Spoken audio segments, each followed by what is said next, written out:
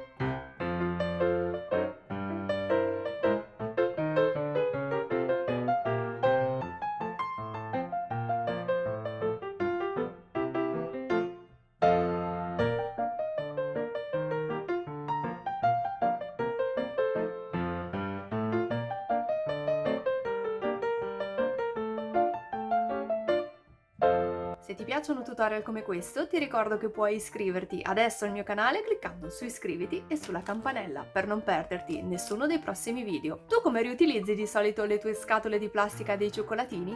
Fammelo sapere nei commenti. E se questo video ti è piaciuto potresti lasciarmi il tuo like e condividerlo sui social. Io ti ringrazio fin da ora. Noi ci vediamo alla prossima. Ciao! Oggi nel tutorial di oggi quindi ti mostro 12 modi diversi con cui poter...